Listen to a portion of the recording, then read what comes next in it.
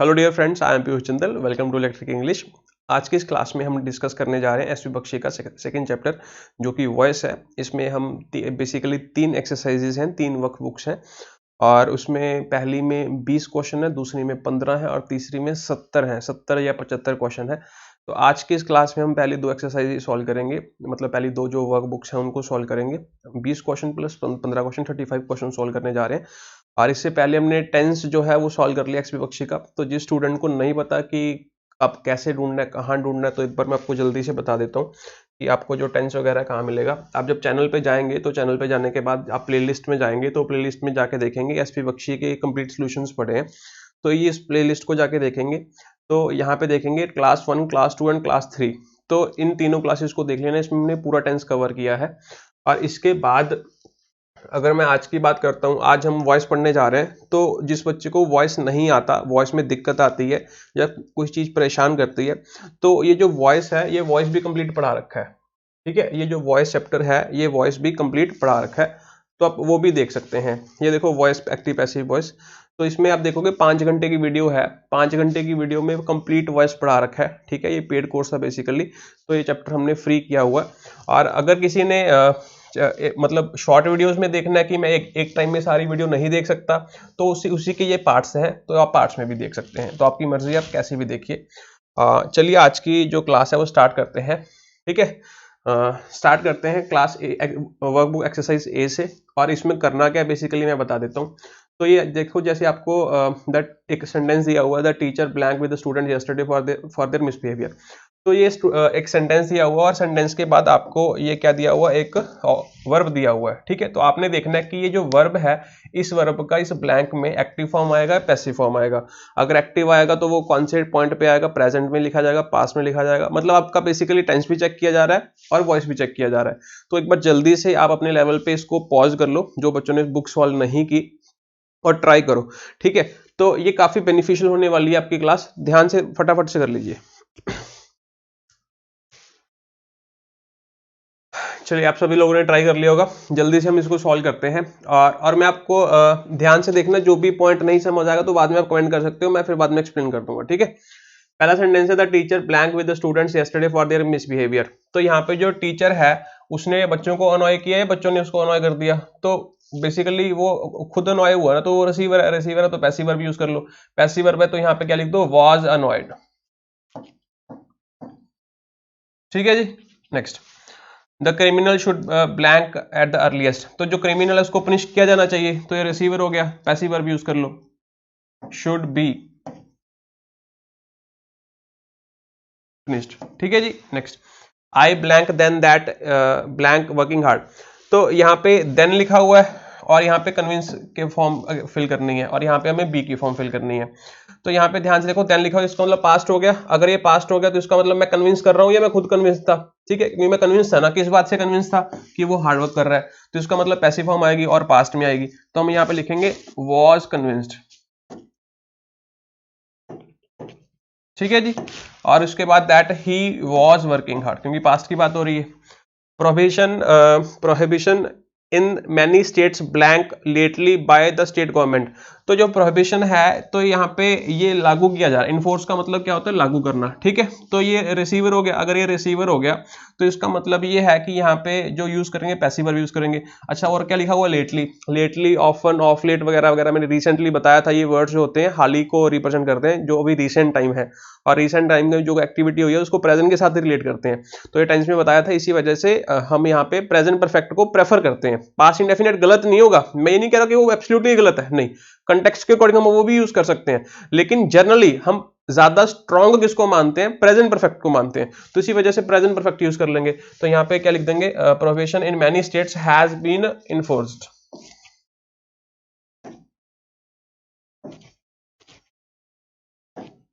ठीक है, और यहाँ पे ध्यान रखना हैज आएगा, क्योंकि ये हमारा जो सब्जेक्ट है ना प्रोहिबिशन है, ना कि स्टेट्स है। ठीक है, तो ये स्टेट्स तो ऑब्जेक्ट है इन प्रेपोजिशन का, प्रेपोजिशनल ऑब्जेक्ट है। Next, his parents blank when he did not arrive at the function. तो यहाँ पे जो उसके पेरेंट्स है वो डिसअपॉइंट हुए या उन्होंने डिसअपॉइंट किया, वो खुद डिसअपॉइंट हो गए। अगर वो खुद डिसअपॉइंट हो गए तो यहाँ पे हम क्या लिखेंगे, his parents were disappointed.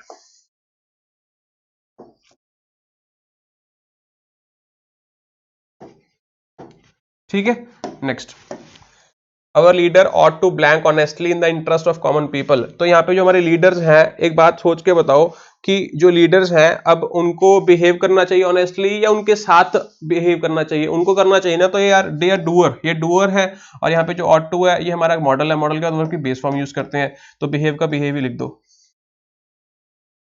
Next, children should blank with responsibility to make them feel responsible. ये रिस्पॉन्सिबिलिटी आएगा, ठीक है। तो खुद ही टाइपिंग वगैरह करते हैं तो बीच में कभी मिस्टेक हो जाती है, इग्नोर किया करो। The children should blank with responsibility to make them feel responsible. Interest, interest का मतलब होता है किसी को कोई चीज सौंपना, ठीक है। बेसिकली रिस्पॉन्सिबल बनाना नहीं होता, टू मेक समबडी रिस्पॉन्सिबल, ठीक है। तो वही होता है इसका मतलब, they are interested with responsibility, ठीक है। तो तुम्हें मैंने रिस्पॉन्सिबिलिटी थाम दी। The children should be interested, should be interested क्योंकि ये रिसीवर है ना, should be interested. Next, I blank to see my aunt when I reached home, ठीक है। तो यहाँ पे ये पास्ट की बात होगी और मैं अमेज हुआ है, मैंने अमेज कर दिया, मैं खुद अमेज हो गया, I was amazed. My father blank when he sees my brothers report card, ठीक है। तो माई फादर इज प्लीज्ड, देखो प्रेजेंट की बात हो रही है क्योंकि दोनों जगह सीज लिखा हुआ है और यहाँ पे क्या लिखा हुआ है, when he sees my brothers report card. तो यहाँ पे अगर सीज लिखा हुआ है तो इसका मतलब जब भी उसका रिपोर्ट कार्ड आता है तो वो खुश हो जाते हैं क्योंकि उनको पता होता है कि अच्छे मार्क्स आएंगे, ठीक है। तो अगर यहाँ पे सीज लिखा हुआ है तो प्रेजेंट की बात करेंगे और यहाँ पे लिखेंगे इज प्लीज्ड। प्लीज का मतलब प्लेजर मिलना, ठीक है। तो यहाँ पे देखो अगर यहाँ पे वॉज लिखा होता तो वॉज का मतलब वन टाइम इवेंट हो जाता, तो फिर हम यहाँ पे इसको काट के वॉज कर देते, ठीक है। अकॉर्डिंगली अपना देख लेना। The eldest son blank the burden of the whole family these days. तो यहाँ पे जो एल्डेस्ट सन है ये खुद बियर कर रहा है या फिर इसको बियर किया जा रहा है? ये खुद बियर कर रहा है, तो इसका मतलब he is a doer of that action, ये बर्डन को बियर करने वाला। तो यार ये दीज डेज का मतलब ये क्या हो गया, टेम्परेरी एक्शन हो गया। अगर ये टेम्परेरी एक्शन है तो उसका मतलब ये कंटिन्यूस टेंस में आएगा, तो इसी वजह से आ जाएगा इज बियरिंग, ठीक है। अगर आपको ये फास्ट लग रही है एक्सप्लेनेशन तो आई रिक्वेस्ट यू कि अभी जो आपको मैंने स्टार्टिंग में वीडियो दिखाई थी पहले उसको एक बार जाके देख लो, ठीक है। उसको पहले कवर करो फिर इसको देखो। ये तो काइंड ऑफ रिवीजन है, ठीक है, उन बच्चों के लिए या उन स्टूडेंट्स के लिए है जो स्टूडेंट्स इस बुक को सॉल्व कर चुके हैं और उनको पहले से आता है। जिनको नहीं, जिनके बेसिक्स नहीं क्लियर, फाउंडेशन नहीं क्लियर, तो उनको ये क्लास ऑब्वियसली डिफिकल्ट करेगी, ठीक है। तो अपना अकॉर्डिंगली देख लो। नेक्स्ट 11th क्वेश्चन अपने लेवल पे एक बार ट्राई कर लो, फिर मैं बता देता हूं, बी फास्ट। चलो, the residents blank to see 5 cold blooded murders in her house last night, ठीक है। तो यहाँ पे रेजिडेंट्स लिखा हुआ है तो यहाँ पे देर आएगा पहली बात, तो वही टाइपिंग मिस्टेक है, इसको इग्नोर करना, या फिर द रेजिडेंट आएगा, ठीक है। चलो, तो यहाँ पे जो रेजिडेंट है ये डूअर है रिसीवर है? रिसीवर है, क्योंकि उसने जब देखा तो वो अलार्म्ड हो गया, ठीक है, वो चौंक गया। तो यहाँ पे the resident was alarmed. Next, the parents blank to hear that their son was involved in the theft. तो जो पेरेंट्स है वो शर्मिंदा हो गए जब उनको ये बात पता चली कि उनका बेटा जो है चोरी में इन्वॉल्व है, ठीक है। तो यहाँ पे क्या लिखा हुआ है, पेरेंट्स, तो ये रिसीवर हो गया। अगर ये रिसीवर हो गया तो यहाँ पे क्या आ जाएगा, वर अशेम्ड।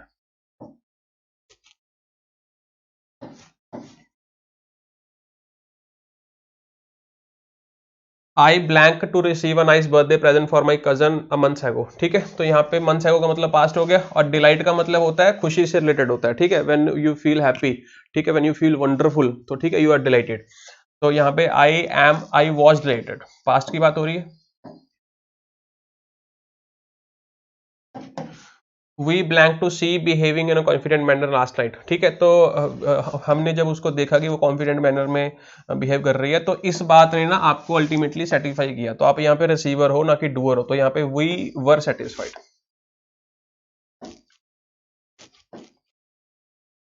ठीक है जी। नहीं भी ठीक तो क्या कर सकते हैं, देख लो आगे। Yesterday the police blank to find the door closed from outside, ठीक है। आउटसाइड नहीं होगा, आउटसाइड होगा।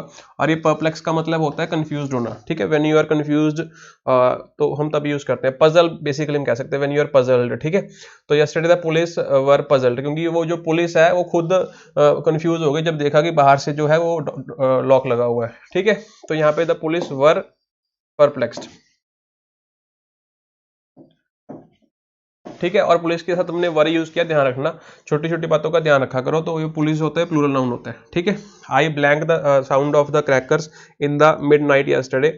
स्टार्टल लिखा हो, स्टार्टल का मतलब क्या होता है? To be shocked, to be surprise in a shocking way, to be surprise in a frightening way, ठीक है। जब आप फ्राइटनिंग और शॉकिंग वे में सरप्राइज हो जाते हैं तो उसको हम स्टार्टल कहते हैं। बहुत कॉमन वर्ड है और स्टार्टल के साथ हम एट का यूज करते हैं, जैसे हम सरप्राइज के साथ एट का यूज करते हैं, सरप्राइज एट, स्टार्टल एट, ठीक है। Shocked eight, smile at. तो यहाँ पे हमें पता चल रहा है कि ये जो आई है ना, ये रिसीवर है, क्योंकि ये साउंड है और इसने आपको, मतलब इसने इस इंसान को क्या किया? कंफ्यूज कर दिया, डरा दिया रात को। तो सरप्राइज हो गया डरते डरते, ठीक है, कि ये कहां से चल गए पटाखे।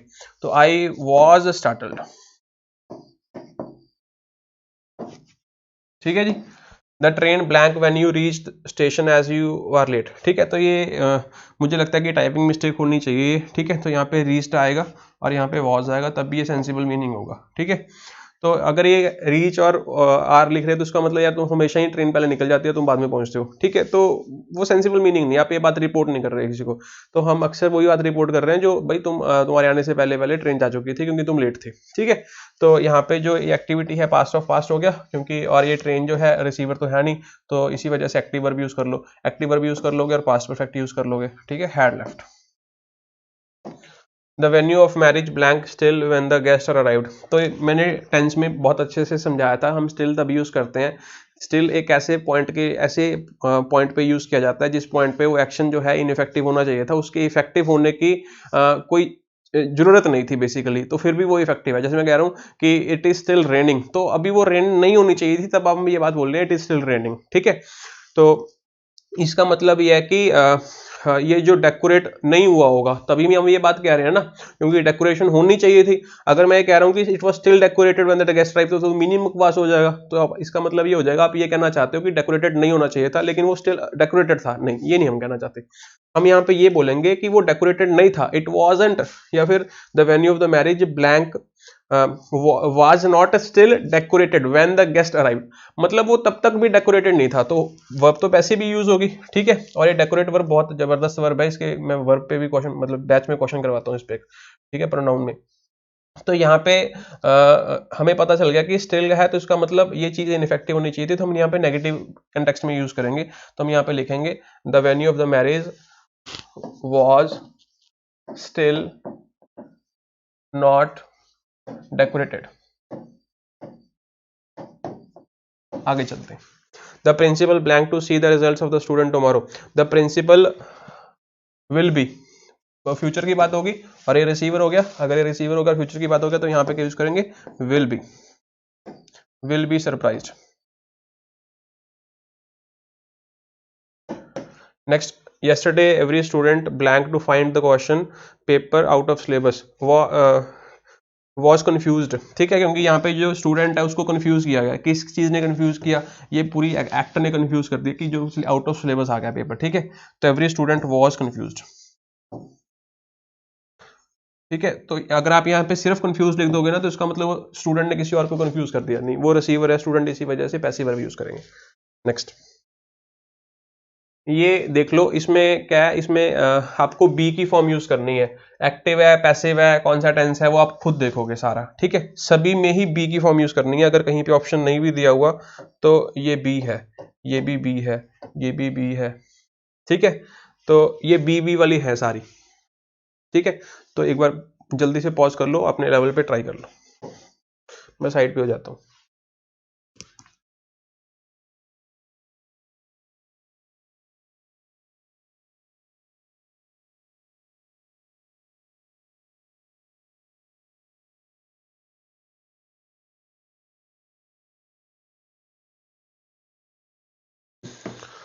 चलो ट्राई कर लिया। आई वॉन्डर वेयर अतुल ब्लैंक, ठीक है, वेयर अतुल।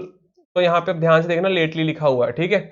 तो मैंने आपको बताया जब वो लेटली लिखा होगा तो इसका मतलब प्रेजेंट, पास्ट से लेके प्रेजेंट तक की बात हो रही है, प्रेजेंट परफेक्ट टेंस यूज करते हैं। प्रेजेंट परफेक्ट टेंस यूज करेंगे तो यहाँ पे हम क्या लिख लेंगे? Has been. और एक चीज का ध्यान रखना, ये पैसिव नहीं है, ये मेन वर्ब यहाँ पे बीन है, ठीक है। और अगर किसी स्टूडेंट को ये नहीं पता कि यहाँ पे मेन वर्ब बीन क्यों है, तो ये 4 घंटे की क्लास उसी प्लेलिस्ट में जाके देखोगे, कहीं पे प्लेलिस्ट पड़ी होगी वर्ब वगैरह की, ठीक है। या फिर ग्रामर फ्रॉम जीरो लेवल जाओगे प्लेलिस्ट में, और वहां पे 4 घंटे की वर्ब पड़ी है, उसमें मैंने सब समझाया हुआ है ये, ठीक है। आगे where blank you an hour ago, ठीक है, वेयर वर यू, तो बी की फॉर्म यहाँ पे क्या यूज कर लेंगे, वर, ठीक है, क्योंकि यू के साथ हम वर यूज करेंगे और एगो लिखा हो तो इसका मतलब पास्ट है, पास्ट के लिए हम वर यूज कर लेंगे। ऑफ लेट बताया था ना, ऑफ लेट, लेटली, ऑफन वगैरह, तो उसके साथ प्रेजेंट परफेक्ट यूज करते हैं। Of late there blank improvement in the city, तो of late there has been, present perfect, has plus verb की third form. Mr Bhargava blank और family doctor since long, since के बाद पॉइंट दिया हुआ है, मतलब लॉन्ग से लेके अभी तक, तो प्रेजेंट परफेक्ट टेंस यूज करेंगे। Mr Bhargava has been,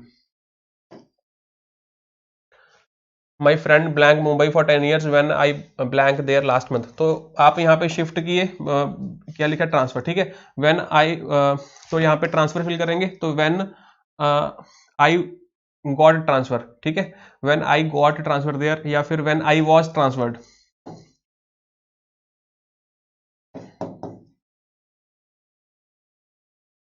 last month में ट्रांसफर हुआ, अगर लास्ट मंथ में ट्रांसफर हुआ तो इसका मतलब ये जो ड्यूरेशन है पास्ट से लेके पास्ट तक की बात की जा रही है, तो इसी वजह से हम यहाँ पे पास्ट परफेक्ट का यूज कर लेंगे, तो यहाँ पे हम यूज कर लेंगे had been.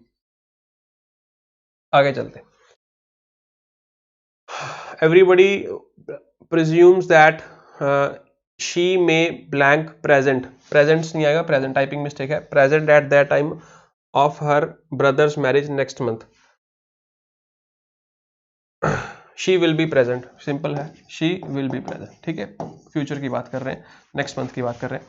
He blank ill for the last 10 days when his wife blank yesterday home, मतलब वाइफ ब्लैंक होम यस्टरडे, तो हिज वाइफ विजिटेड, पास्ट में विजिट किया, तो इसका मतलब ये जो 10 दिन थे विजिट तक थे, विजिट तक थे, कब तक थे, विजिट तक थे, और ये मतलब 10 दिन यहाँ से पहले थे, मतलब ये हमारा क्या है, पास्ट, तो इसका मतलब पास्ट से लेके पास्ट से ड्यूरेशन है, तो पास्ट परफेक्ट यूज कर लेंगे, तो यहाँ पे क्या लिख देंगे, ही हैड बीन, ठीक है, समझ आ रहा है। आगे चलते हैं, इसको इरेज कर देते, कौन सा है, 8th, he blank now 20 now next year, years नहीं आएगा, ईयर आएगा, ही, ठीक है। अब देखो ही इज 20 नाउ, वो 20 साल के अभी, और उसके बाद क्या लिखा होगा, comma, next year he will be an adult, ठीक है, तो नेक्स्ट ईयर के लिए हम फ्यूचर यूज कर लेंगे, अभी वो 20 साल का है, ठीक है, अगले साल वो एडल्ट हो जाएगा, 21 का हो जाएगा, तो द मिल्कमैन ब्लैंक एब्सेंट, ठीक है, सिंस संडे, सिंस संडे का मतलब पास्ट से लेके प्रेजेंट तक, पास्ट से लेके प्रेजेंट तक का मतलब क्या हो जाएगा, has been. He blank Delhi for 10 years when I went there, तो वेंट का मतलब पास्ट हो गया, तो इसका मतलब 10 साल जो है कब तक, वेंट तक, ठीक है। अब सपोज करो 2015 में गए, तो इसका मतलब ये जो टाइम की बात कर रहा है वो 2005 से लेके 2015 तक की बात कर रहा है, ठीक है, तो इसी वजह से यहाँ पे क्या आएगा, he had been. Next, I am convinced now that his political views blank worth listening to. His political views are, क्योंकि यहाँ पे प्रेजेंट की बात कर रहे हैं, अगर यहाँ पे प्रेजेंट की बात कर रहे हैं तो यहाँ पे प्रेजेंट की बात हो रही है कि वर्थ है, उसको सुनना चाहिए उसके पॉलिटिकल व्यूज, ठीक है, सीखने को मिलेगा। She blank to Mumbai lately with her father for treatment, she has been to Mumbai, she has been to Mumbai,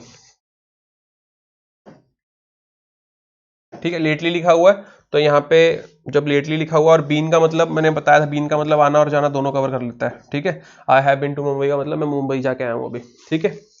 तो देखो अगर आपने जाने वाला दिखाना है तो यहाँ पे गो यूज कर लेंगे, वापस आने वाला दिखाना है तो कम यूज कर लेंगे, ठीक है। आपने दोनों ही दिखाने हैं तो बी यूज कर सकते हैं, सही है। तो she has been to Mumbai lately with her father for treatment, ठीक है। There blank a lot of money for you in this job, there is, ठीक है, पास्ट की बात नहीं कर रहे क्योंकि दिस जॉब लिखा हुआ है, ठीक है, तो ये फ्यूचरिस्टिक भी हो सकता है, लेकिन प्रेजेंट मेक्स मोर सेंस कि ये वाली जॉब में ज्यादा पैसा है भाई तुम्हारे लिए, ठीक है। ही इज पेटी क्लर्क, ठीक है, ही इज अ पेटी क्लर्क ओनली 10 years ago, तो ये क्या लिखा हुआ है अभी, इसमें टाइपिंग मिस्टेक है। तो पेटी का मतलब होता है कि दैट समथिंग इज अनइम्पॉर्टेंट, जो जिसकी वैल्यू नहीं है कुछ, ठीक है। तो अभी इसको नेक्स्ट क्लास में कर लेंगे। क्लर्क लिखा होगा तो आप यहाँ पे वॉज लिख देंगे, ठीक है। तो अगर यहाँ पे ये लिखा हुआ पता नहीं यहाँ पे टाइपिंग मिस्टेक है तो इसको नेक्स्ट क्लास में देख लेंगे।